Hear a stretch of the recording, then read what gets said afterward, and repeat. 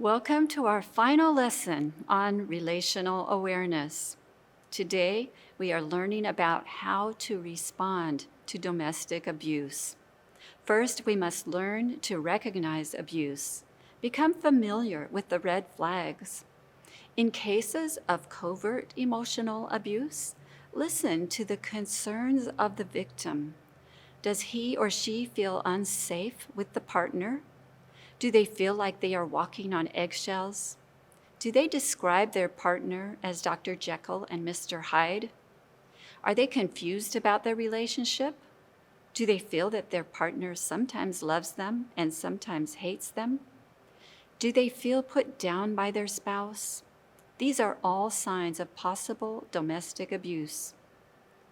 Know what to say and what not to say to a victim. Never ask why they behaved a certain way or why the spouse behaved a certain way. We don't need to understand the details. It is not our job to judge the victim or the abuser. Here are the only two questions that are good to ask. 1, how are you feeling? And 2, how can I help you? In cases where you suspect abuse, never suggest couples counseling, marriage seminars, marriage retreats, or marriage books. These are great resources for normal marriages, but can cause great harm to victims of domestic abuse. Resources that help normal marriages will provide more ammunition for an abuser to use against the spouse, and the victim will learn to accept mistreatment. They may eventually become numb or have a nervous breakdown. Refer the victim to the Domestic Kindness Action Team or the National Domestic Violence Hotline. The phone number in the USA is 800-799-7233.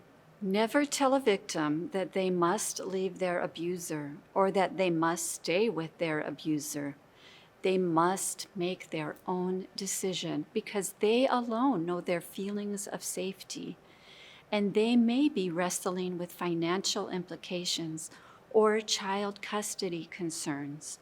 Always be supportive of the victim, no matter what decisions they make. Don't tell a victim that God hates divorce. The truth is, God hates violence more than he hates divorce. And God loves people more than he loves the institution of marriage. People were not created for marriage. Marriage was created for people. Something that is perhaps the most beneficial thing for victims is joining a domestic abuse support group. You can find recommended groups at domestickindness.org/resources or by calling a domestic violence hotline. I hope you will choose to be part of the solution to domestic abuse by joining the Domestic Kindness Action Team at your church or by starting an action team at your church.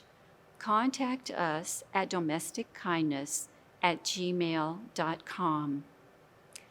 Thank you so much for attending the Relational Awareness Study.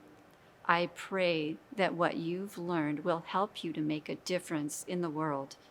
And remember, if you can be anything, choose to be kind.